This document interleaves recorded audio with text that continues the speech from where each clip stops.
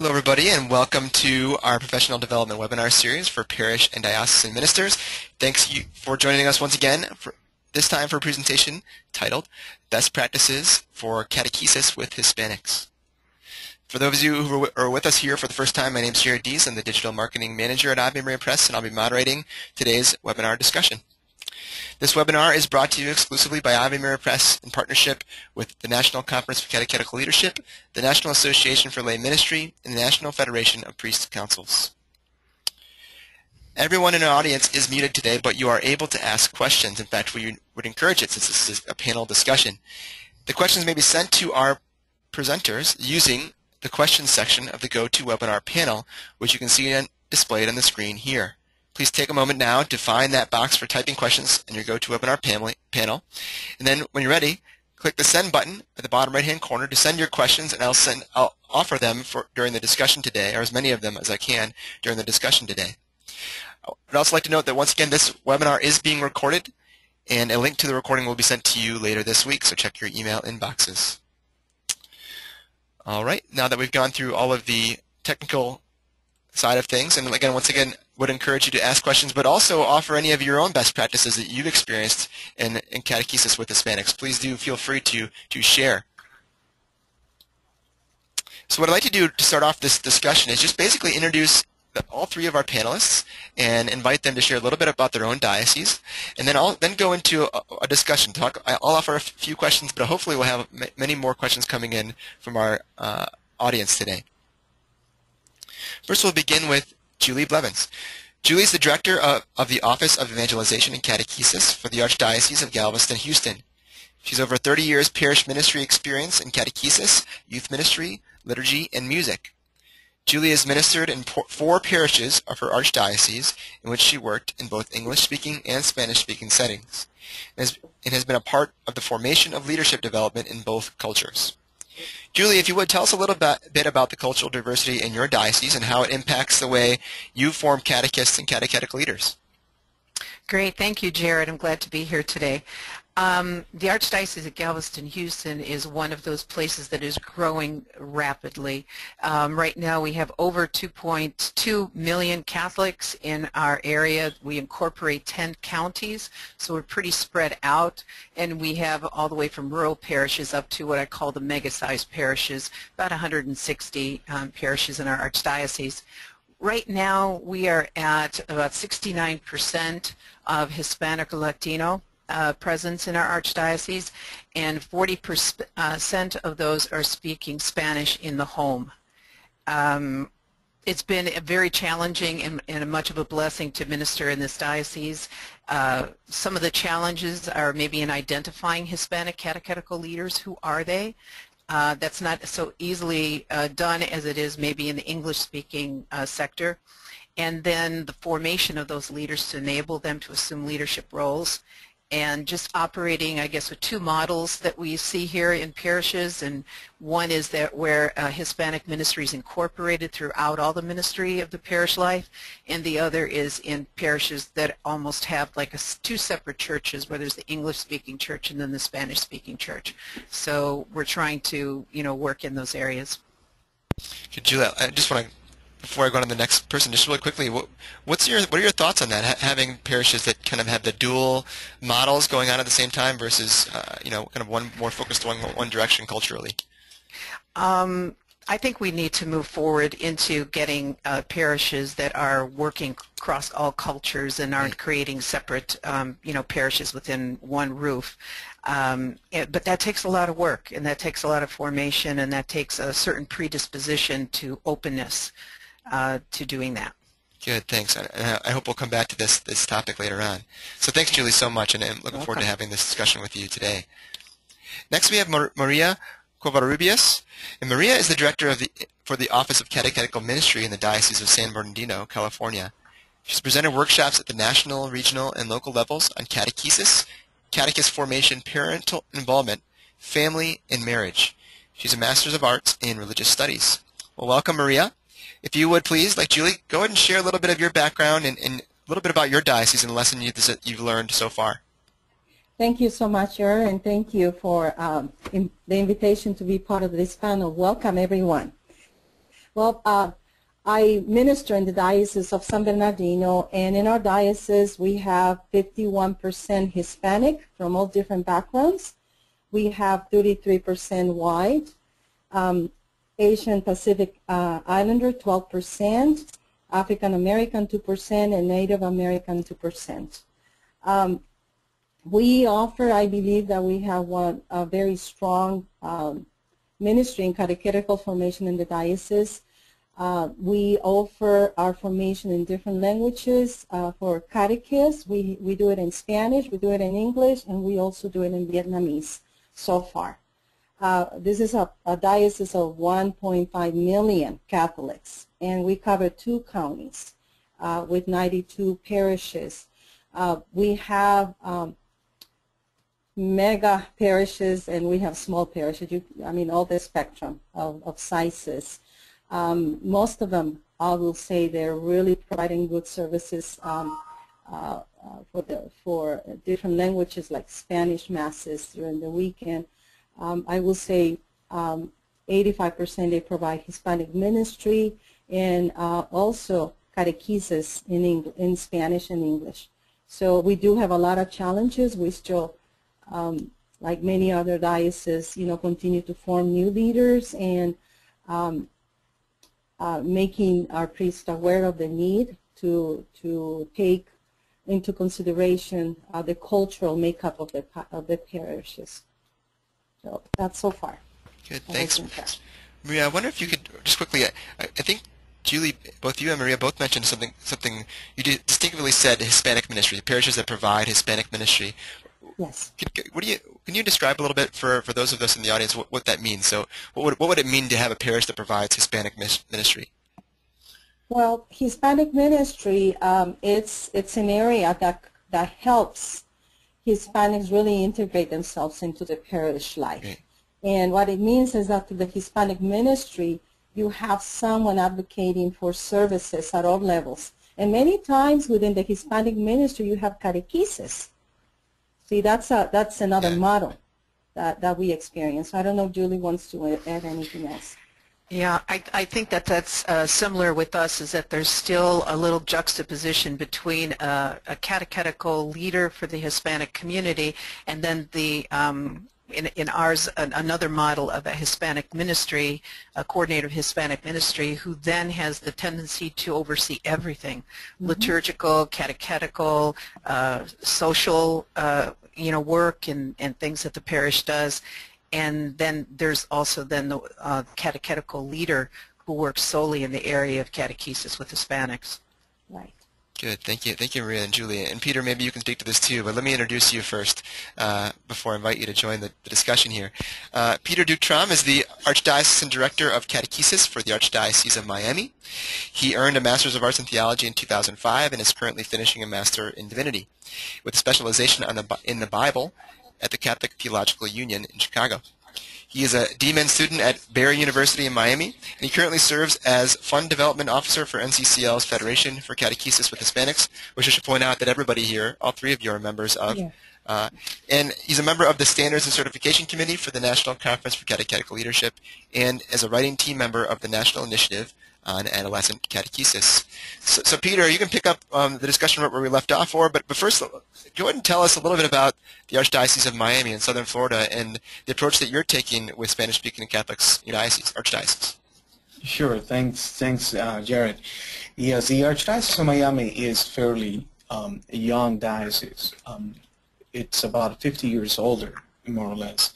And the Archdiocese is divided into 3 counties, which is divided in itself into 9 deaneries. The diversity of the Archdiocese of Miami is such of that 60% of the Catholic population in Miami are Hispanics. And then we have a large presence of the Caribbeans and Eastern European. Now, there are 3 languages are basically that dominate any document or any pastoral approach or any pastoral discernment in the Archdiocese. And the first one is in Spanish, the second one in Haitian, Creole, and English. So everything, see, the beauty in the Archdiocese of Miami is that everything is taught trilingually, meaning that it's when there is a document that has to be drafted, or when there is a policy that has to be revisited, it is common sense for the Archdiocese, and it has become the history of the Archdiocese that all the cultures come together, and that's how it was built. See, it's I served in the Archdiocese of Chicago for about 15 years, and it's been the first time in my ministerial life in the United States that I've seen at the table, I mean, at the level of the discussion, the planning, I've seen that diversity that is, it's not, how can I say it? It's not that you know, we go out to bring them in, but they themselves, every member of this diversity, the reality of the diversity of the Catholics in Miami, they are involved so much into the life of the church that it's normal. I mean, it's how it's set up. So that's a beauty, and I think that's the fresh air that Miami brings to the national level, is that at the discernment process, from the very beginning, it's always taught trilingually. So that's what I could say about the beauty of Miami. And the way that the Office of Catechesis, for example, me as a Hispanic, I'm not the first Hispanic directing the Office of Catechesis. Actually, the first director of the Office of Catechesis here in the Archdiocese was Hispanic too. And every director in that order. So the way that or the Archdiocese serves to the Hispanic Catholic population is by ensuring that those who are second, third generations are included into the life of the church, because that's, and we might be able to talk more, Jared, as we go into the webinar, the importance of all these generations that are essential. I mean, we don't just focus on the newcomers, who are a very large number in the life of our church, but also we are very intentional when it comes to the second and third generations Hispanic Catholics. That's a great point, Peter. That we're not only talking about the people who are the newcomers, or that large group, but also those who are Hispanic and yeah, like you said, many different generations. Can you give us an example of what you've done to make sure that every generation, every one of these generations, are included into the church? Sure. Or served, at least. Yes. Well, let's refer to youth ministry. It's the one that comes clear to my mind. When it comes to youth ministry, and we have been able to work closely with the Office of Youth Ministry to ensure that not only resources are going, but see, when it comes to Hispanic Catholics and Hispanic youth, we are not just talking about the sensitivity to the language, which in this case the majority of them are English-speaking, but the sensitivity to the culture, and especially because we are so diverse here in Miami. We are talking about Central, South, and you know, southern of the countries in Latin America. So we are very intentional when it comes to welcoming in and ensuring that even the liturgical processes or the languages that we are referring to when it comes to our diversity are included, especially when it comes, again, with the youth. Now, they all share the same common ground, if you want to put it that way, because they were born in the United States, but their parents, they come from different backgrounds. So we try to, through youth ministry and catechesis, to welcome even the you know, cultural or the you know, the cultural and ethnical religious popular devotions into it, so that in a way that responds to, again, to the whole family, but also engages the first and second generation into a dialogue that is essentially important, I think, in catechesis. Why? Because the first, those who are in second and third generation might not have been exposed to this, you know, expression of faith that are normal for the first or newcomers. So when we are developing the catechetical resources, and when we are developing resources for youth ministry, we are thinking throughout the intergenerational approach of opening spaces for this specific dialogue. Good. I can imagine. I've heard that quite often when talking about Hispanic ministry in general, just the need, the necessity for that intergenerational approach. Maria or Julia, has that been your experience as well? Can you share some examples of what you've done to approach Hispanic ministry in that way? In our archdiocese, one of the things that we noticed that we had to do was to try and discover who were the catechetical leaders ministering to Hispanics in the parish, because those weren't readily seen. In the English-speaking communities, they pretty much are on the list of the parish, and they're in hired positions. They're paid either part-time or full-time. And what we noticed is that it was very hard to discover who actually was leading the ministries in the parish. So that was one of the, I think, one of the biggest challenges was trying to find that out, and also the reluctance, shall we say, to call themselves the leader. That was something different than what we have with the English-speaking community. And then the same thing that Peter talked about across the generations. In our English programs, there are at least 40% or higher Hispanic Latino last names. And they're already maybe third, fourth, fifth generation. Some don't even speak Spanish any longer. And then in some of our other programs that are offered in Spanish, some of those folks are first and second generation. And the approach is very different. It's more in the spiritual, more through evangelization, through music, and then getting formation kind of in, snuck in there, shall we say, and formed that way. So we notice that the approach is, just the methodology is different. Julie, you mentioned something that interested me. You said that there was a kind of a resistance to being called a leader. Why do you think that is, or what are some of the reasons that they've given for resisting that title or resisting that position? I don't know whether it's because that they feel that they don't have the qualities necessary, that they don't personally see themselves as a leader.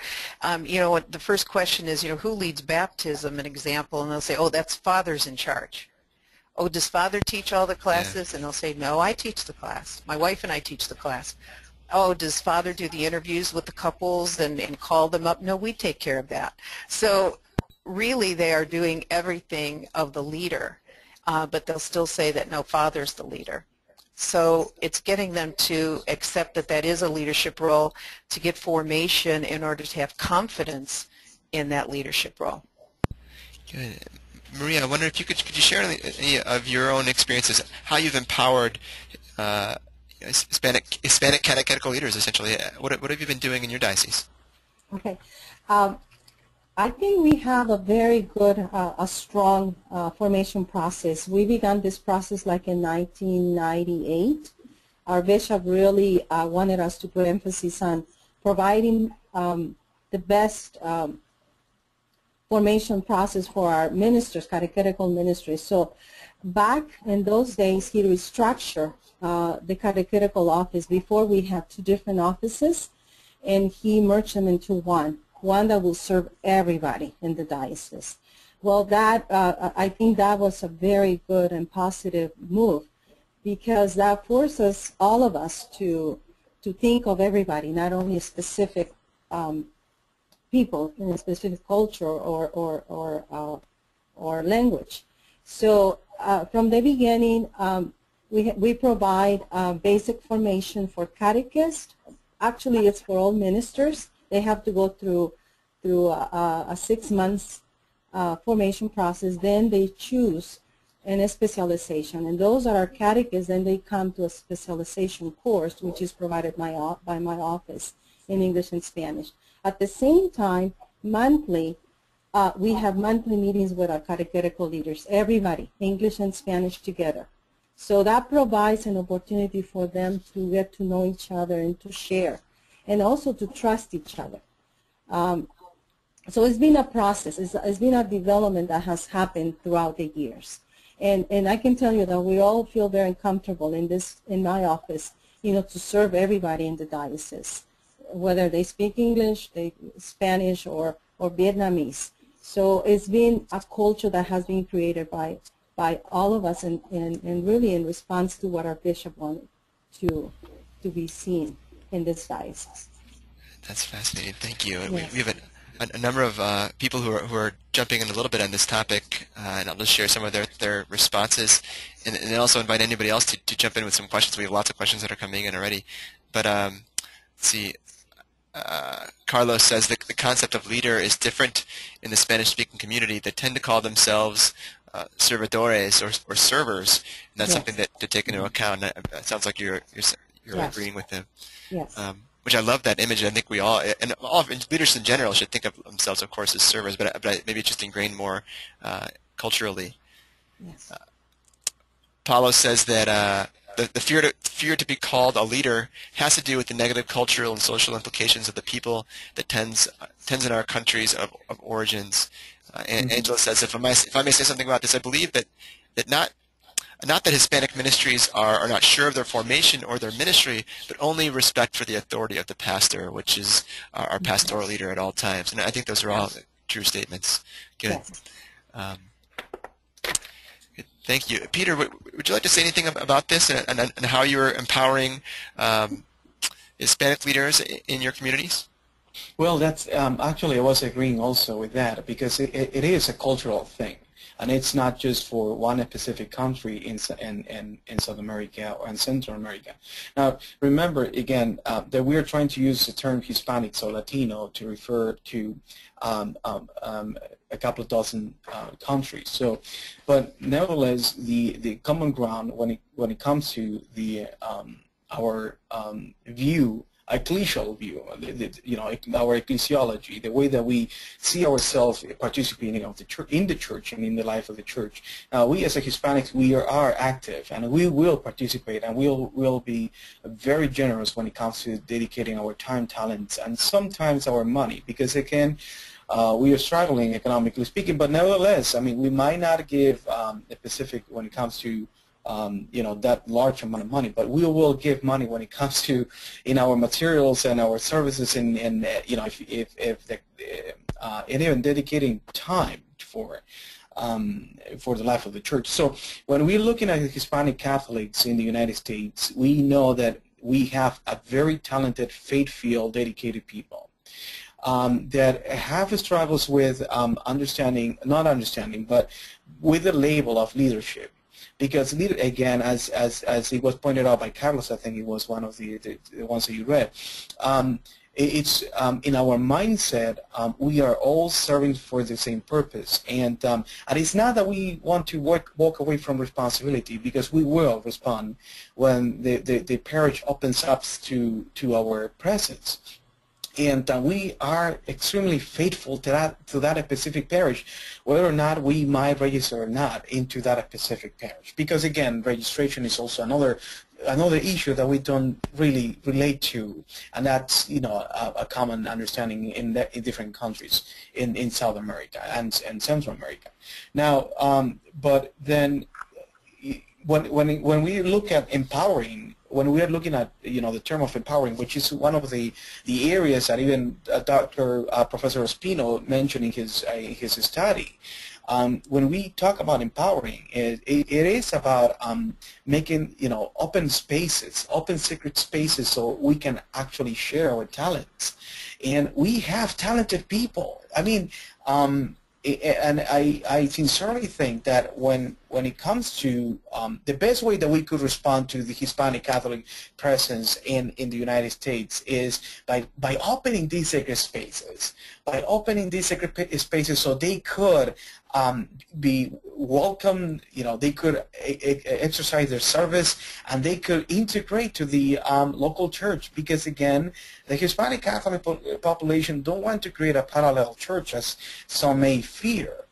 When you look at the number of, wow, 61% of the U.S. Hispanic Catholics are U.S. born, or now we are closer to 50% of the Catholic population in the United States. Or when you look at the number of the data and you see that the Hispanic Catholics account for 71% of the growth of the Catholic population in the United States. Now, what these numbers are telling us is that we are eager to be the life of the church, but the importance is to make sure for all of us who are welcome, I call it the welcoming part of the church. We need to open up the church, and we have to make everyone feel welcome. So they can exercise again, as I said, their service. And I think that's what I could say, especially through my experience in Chicago and in Miami. That is a key element when it comes to Hispanic ministry, is that you make people feel at home. And when you make people feel at home, they will give their heart and they will give everything they have for the life of the church. Yeah, and I would say that's a it applies to every culture. It applies to everybody in the church, right? That anybody coming in, making them feel welcome, making them feel like home. That's the way we bring them in. Peter, before we move on, we have a couple of people who just asked a little bit for clarification on what you mean by sacred spaces. Or you're quoting a study, but what did he mean maybe about that opening up sacred spaces for them? Excellent. Thank you so much. The sacred space, as some of the theologians in his spirituality, they articulate sacred spaces as those spaces in which you are able to and you are honored to share what you bring to the table. A sacred space is a space in which you're not just honored for what you bring, but for what you are. And a sacred space is a space in which you can actually develop yourself and grow by encountering me and encountering the other. So that space that guarantees that and honors everyone that is at the table. That's what I call and I refer to when it comes to sacred space. Good, thank you. There's lots of questions coming in, so I'm trying to find the one that I had here. Julie, I think it's a question for you, or at least it applies to your own experience. Okay. The question was essentially, you shared with me this morning when we were practicing that you're not an Hispanic American, so you don't have the Hispanic background, but you came in to serve in this role, and you even said in your bio, that you served in Spanish-speaking parishes. So what would you offer as advice to empowering Anglo-Saxon catechetical leaders to serve the Hispanic community? I just remember as a young girl, I'm Slovak, and I was brought up in the north, and we had a Slovak parish, and my grandparents went to the Slovak parish, and they spoke Slovak. So just touching back at that experience is so similar to what's going on now here in the Hispanic, same type of thing, where we were able to worship and speak in our language and congregate together in our own language. So I think there was an initial understanding of very similar experiences. I think the best way that you become to know about any culture is you immerse yourself in that culture. And at one of my parishes, it was the first time that I was ministering in Spanish. In fact, I couldn't believe that they were hiring me. When the pastor called back and said, "We would like you to serve," I said, "But I don't speak Spanish." And they said, "The people said that they'll teach you." And I just thought that was so incredible and warm and welcoming. And they did. And in music and in directing the choir, I had one lovely lady who wrote out all the numbers for me, hand wrote out all the numbers and what their equivalent was in Spanish. And she said, "You will first begin by announcing the songs, the numbers, and then pretty soon you'll be able to announce everything." And just through patience and the heart and the generosity and the acceptance of me into their families and celebrating and the parties, and I think just immersing yourself in the culture makes you sensitive to the stories of the people.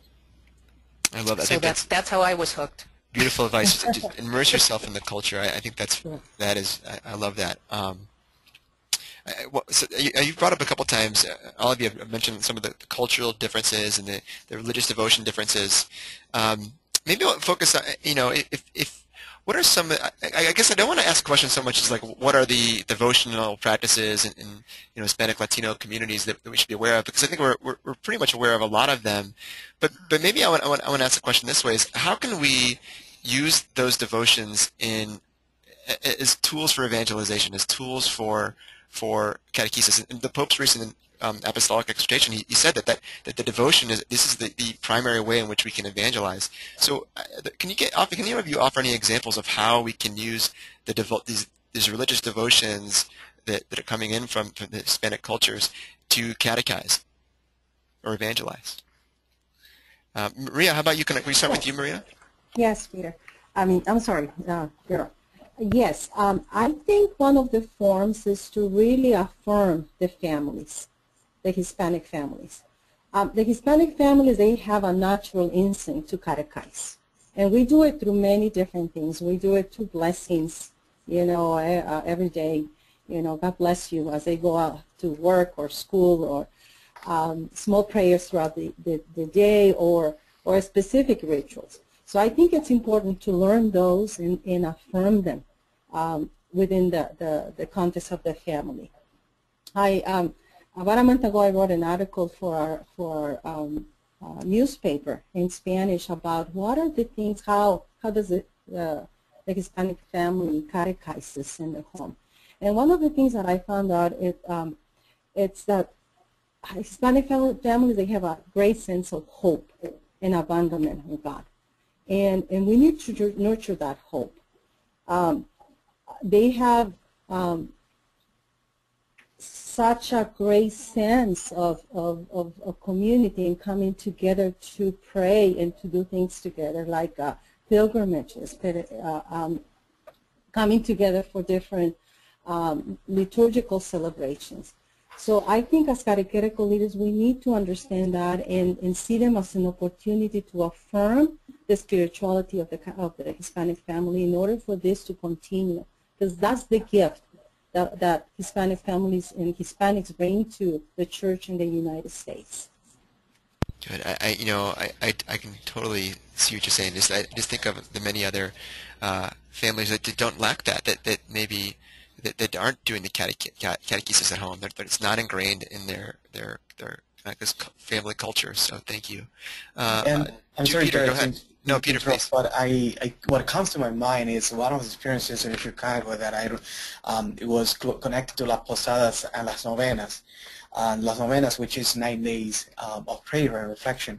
So what happened in one specific community in which it was very diverse is that the moms, what they did was that on Saturday, while the kids were in religious set, they were cooking. They were gathered together to cook something. Like the Polish moms will cook something, a very simple Polish bread, and then the Hispanic will cook the Mexicans, Americans will cook tamales.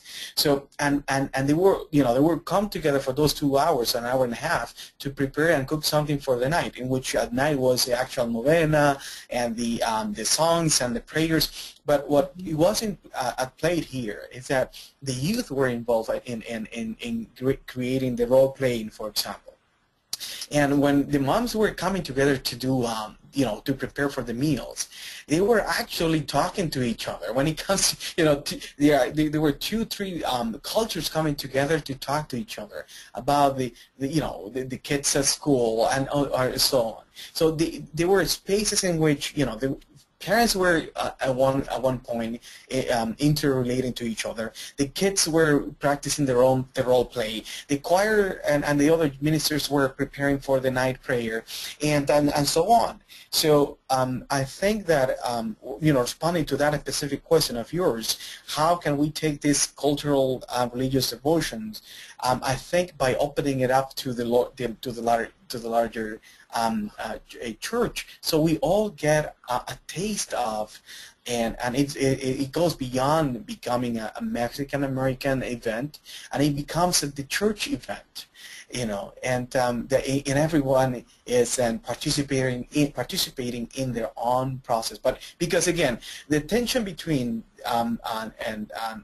the tension at hand when you have a cultural and religious devotion is that it's intrinsically connected to the first generation.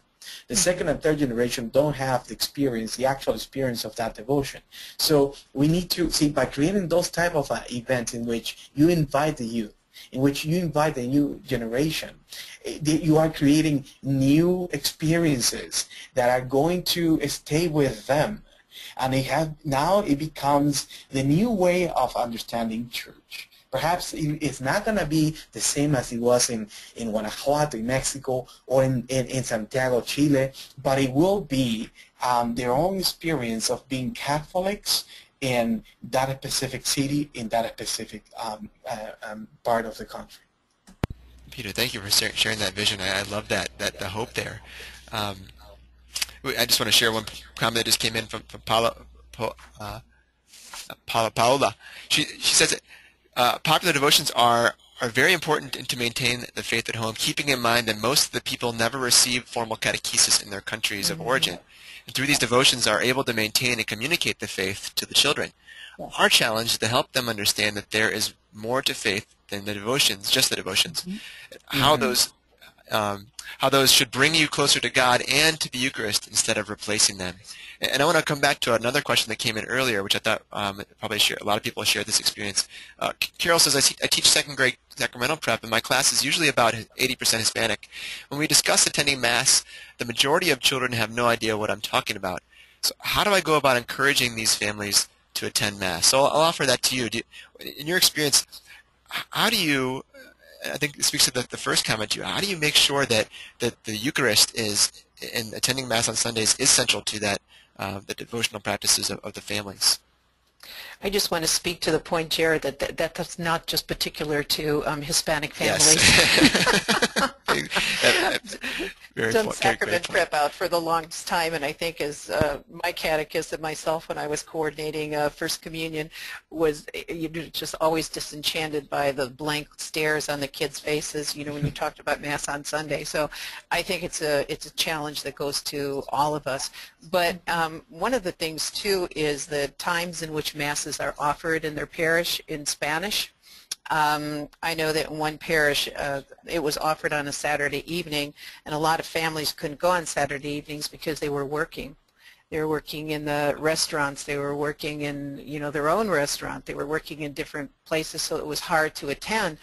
I would notice many times in the weekday families coming into church in the evening just to sit in front of the Blessed Sacrament and pray, and they would take the missalettes and read the readings because they were unable to attend Mass. So I know that that's one part of it, but I think the challenge is not only to Hispanic families but to all families, and how do we link catechesis to the great Sunday Eucharist? Yes. Good. Maria, Peter, anything to offer? Anything to share? I just want to agree that it is true. It doesn't happen only in Hispanic families, but I think the challenge is for us catechetical leaders to link that catechesis to the Sunday liturgy. I don't think we do that very well. At least we don't do it well here in the San Bernardino Diocese. And I think that's one of the biggest challenges for all of us, all catechetical ministers here in our diocese, to really link catechesis to the liturgical celebration on Sunday. And also, adult formation plays a big part in this. Many parishes in our diocese, they provide parent faith formation at the same time. Their children are going to the catechetical sessions. And we have seen an increment of understanding of the faith in those people. So I think it's something that we all need to revisit and look with new eyes and new methodologies too. one of the things that we're talking about here in our archdiocese is the need for discernment and a time to meet with the families. These sacramental moments are incredible moments of evangelization for the families, and we so don't take advantage of that. We sign kids up for a program and give them the schedule of when to show up, but we haven't really talked with the family one-on-one to find out, why are we bringing this child to the sacrament at this time? And you know, how active is the family? What's the faith life in the home, so that they can be nurtured? What we are teaching in catechesis can be nurtured by the family. And I can say that, well, Sacrosancto Concilium talks about the active participation, exactly what you know, we were, and Julie, you have been referring to too, and Maria. But I think there is a need for, and this goes, again, I agree with all of you, it goes beyond the reality of the Hispanic Catholics. We do have to revisit, and we do have to start dialoguing about what does it mean, active participation. I fear sometimes that we have decreased or diminished the beauty and the beautiful symbols in our liturgical celebration that goes beyond. I mean, it's essentially the Eucharistic celebration, but sometimes our active participation have been reduced to, you know, how many ministries can you serve during the Eucharistic celebration, and there is a need for encouraged to the whole family to understand the beauty behind the Eucharistic celebration. It goes, again, it goes beyond explaining the art that is present in Mass or in the church structure, but it's a need to reconnect with our rich liturgical tradition. Now, how would that be? And I think I would encourage the local parish, the local liturgical teams, to sit together within their own diversity and start looking into what do we understand, or how do we look at liturgy, and especially and welcome the youth. Now, I'm not talking, again, introducing guitars or introducing different instruments into the Mass, but I'm looking into the bigger picture of the essence of the liturgical celebration within the life of the local church. Thank you. Let's see. There's a couple of comments that are I think around this a similar idea, which I think was mentioned briefly, just the challenge of even coming to Mass. And Joyce points out that many of the second generations are working several jobs and struggling economically. They have little time to go to any kind of classes. And most of our catechists tend to be young adults, recently confirmed, etc. And so I think someone else had a very similar comment. How do you how do you get parents to come to classes, or is there another model that we should be using in order to reach parents rather than kind of a faith formation class-like model? Any suggestions about that? I think one of the models that I used in the last parish that I was in was a family preparation model. The whole family came together. We used to separate the adults and the children, and found out that our adults behaved badly. The children were fine. But when we put them together and had different activities that they went to, and then things that they would do in the home to extend that, it seemed that it was a much better way to do things. And at the end of the session, the children would write a letter of welcome to the next grade that would be coming in, telling them what they would learn or what this meant to them, and the parents would write to a parent coming in for the first time, and those letters would be given to the first graders. They got to be second graders, and they came to their first session. And it was just amazing to see the difference it was in moving from a child classroom-based to a family-based preparation program. I agree with Julie. You know, intergenerational meetings about catechesis, faith formation. I think it's so important to bring families together. Also celebrations, like, you know, we have so many beautiful liturgical celebrations like Advent Lent, people coming together, bringing together the parents.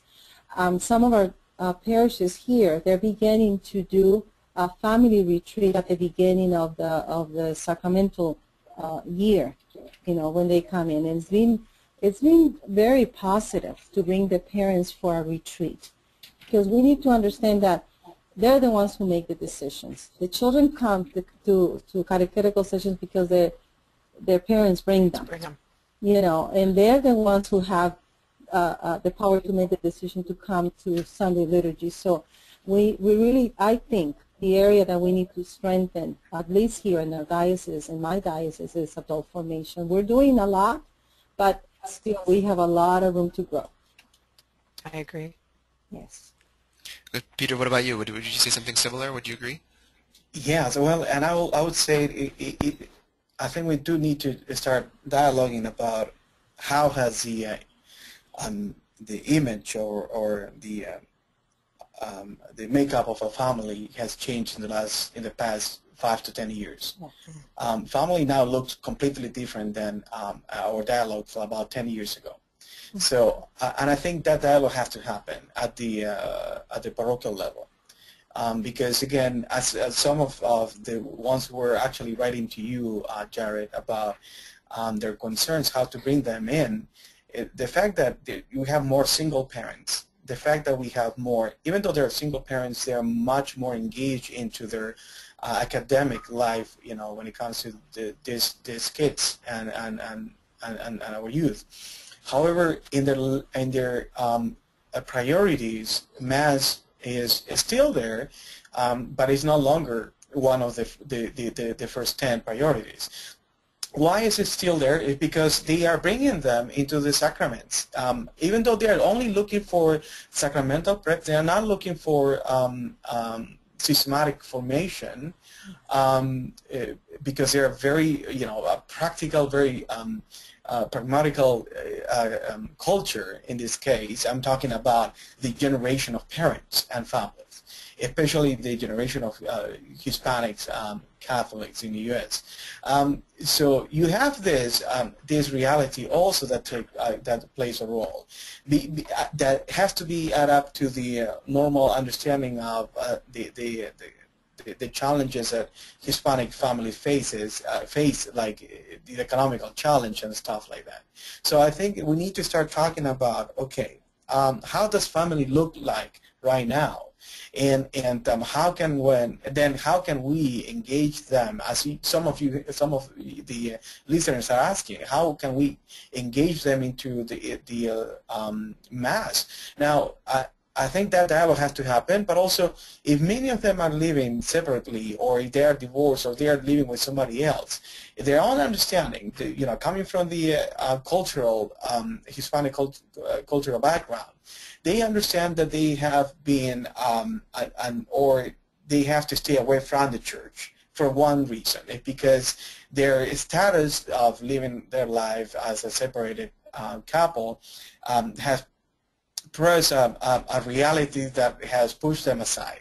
And perhaps that doesn't come from the church itself, but sometimes come from the family. Family will push the divorced or separated couples away from the church because they feel that they are living in sin. Therefore, all these things have to be taken into account before inviting parents into the life of the church. Why? Because we will have to welcome them when they come in. Otherwise, for example, if we demand our parents to, okay, have you married? Bring your certificates. If you're not married, have you or are you in compliance with the Archdiocese? If you put this in front of the parents when they are registering kids in religious set, of course you will not come back, or you will not participate because of the fear of being judged. So again, I think we do have to sit down. I'm not condoning anything. What I'm saying is we do need to sit down and dialogue about how the makeup of family nowadays is going to affect our ministry before we actually invite them to participate of such ministry.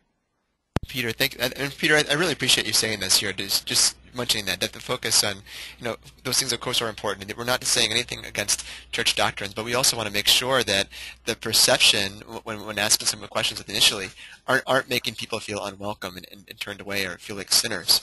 So yeah, thank you so much. Yeah, there's a bunch of questions coming in, so I'm trying to grab a few of them, a handful of them, before we run out of time here.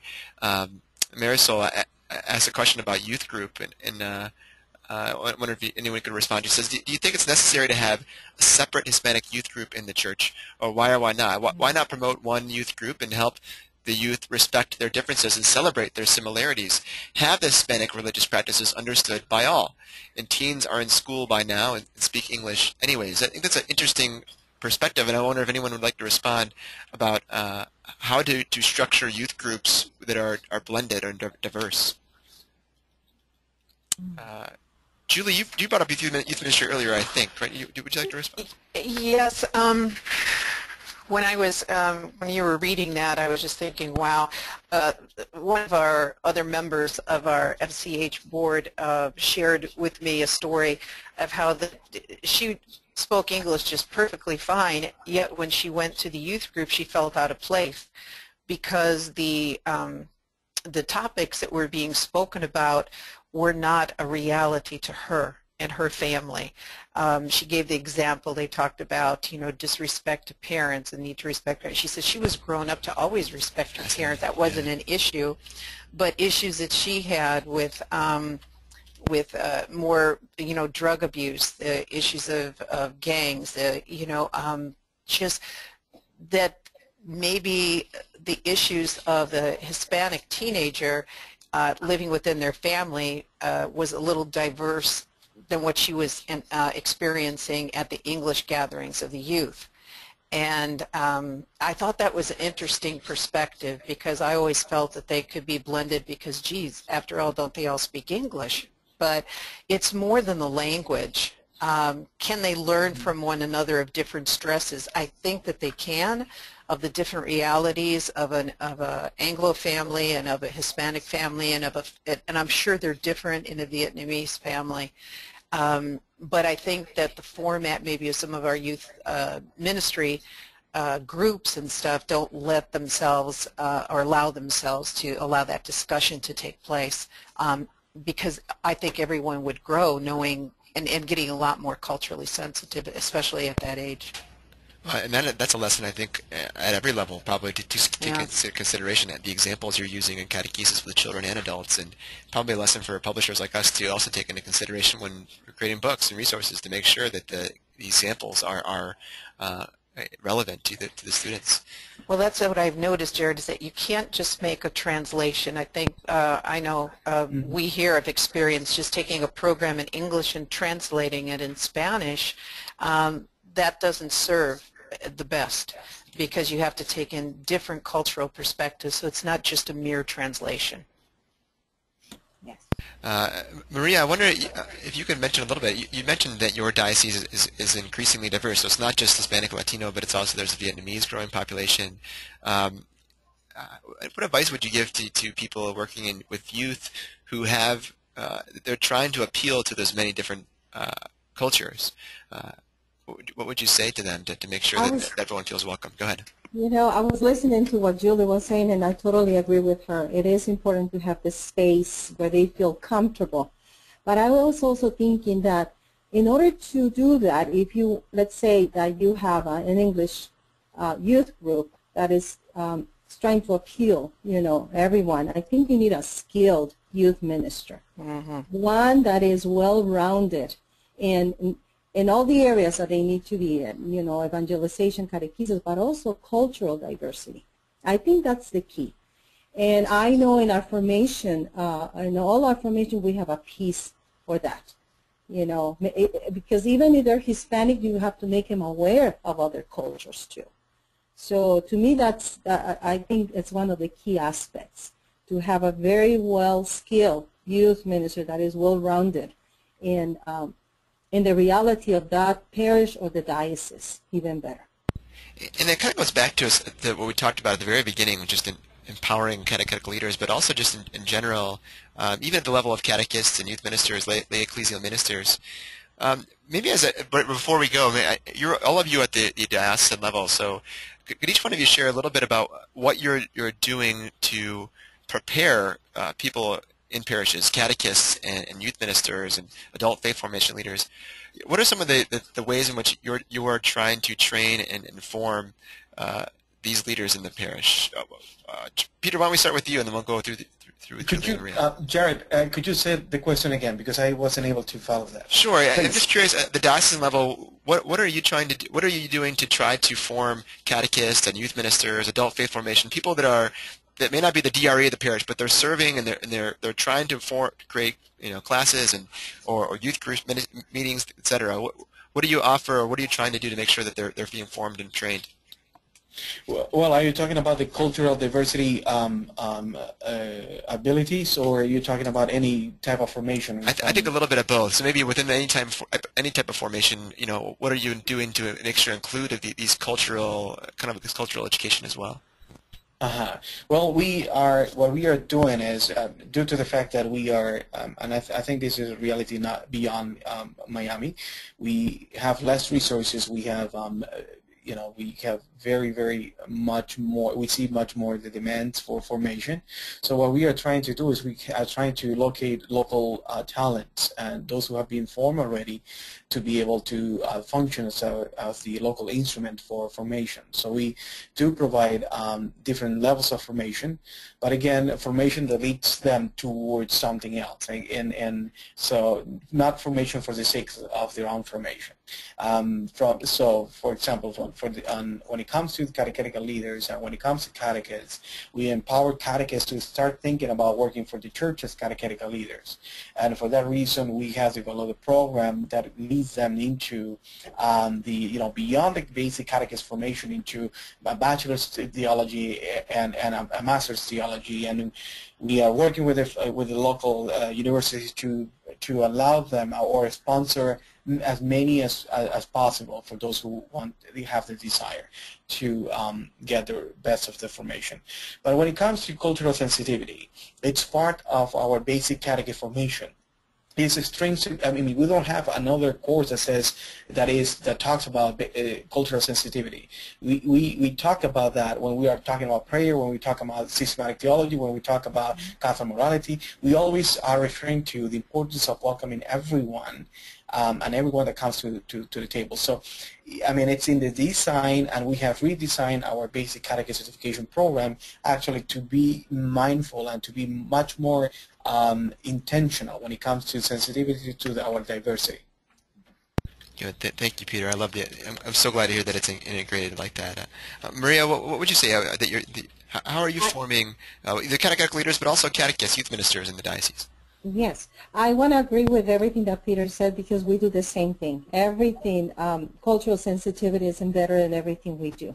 I mean, you're setting up a prayer table, your systematic theology, everything has to be embedded in that.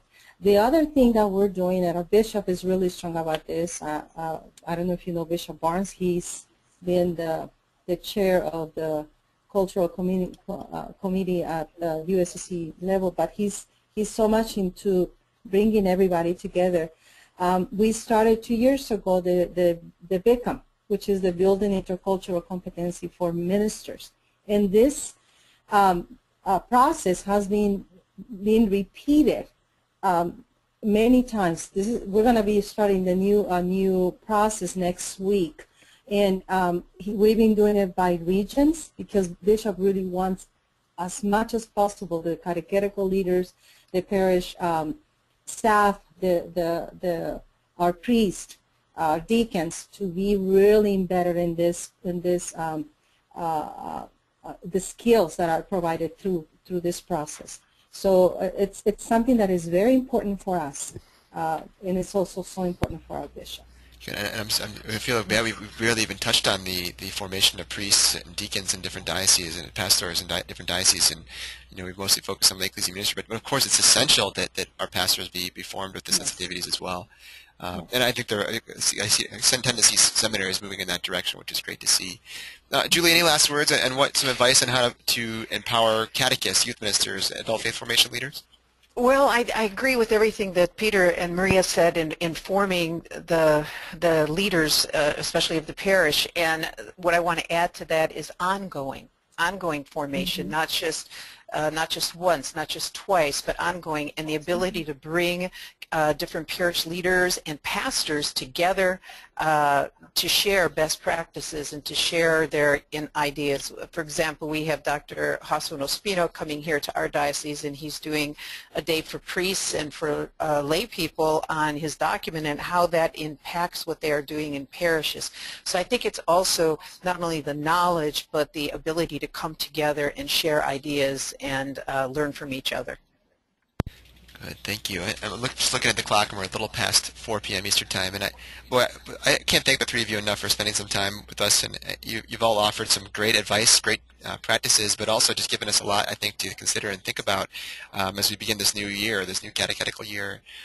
So again, Julie, Maria, Peter, thank you so much for the work that you do and for sharing it with us today.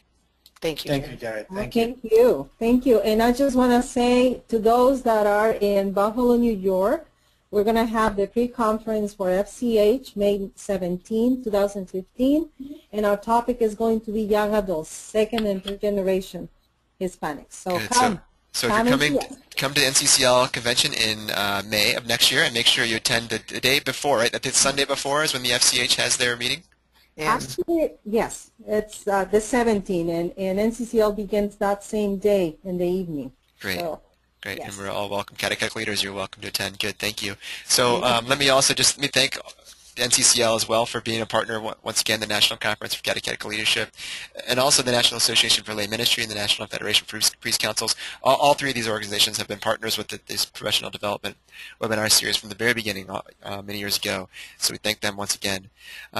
Feel free to connect with Ave Maria Press. We'll be sharing this video recording of this webinar on various social media sites, including YouTube and Vimeo. And we'll be sending that recording out to you tomorrow. So if you look for that and all the other recordings of all the webinars that we've had at avemariapress.com/webinar-videos. And I know that I'm going to go back and listen to this recording once again because all of you have shared so many different ideas, and I want to make sure that I know and have them down and have something to consider and think about. So again, thank the three of you. The next webinar is next Tuesday, and we'll be having another panel. This time we'll be focusing on youth ministry. So we have some interesting characters coming in to present. Allison Griswold, Katie Prejean, Tony Vasinda, and Christopher Wesley. The four of them will join us next Tuesday on September 30th to share some of their best practices in Catholic youth ministry today. But once again, Peter, Maria, Julie, thanks again for coming with us, and have a great week, okay? Thank you. Thanks. Okay, and everybody else have a great week as well, and we'll see you soon. God bless everyone. God bless you. Bye.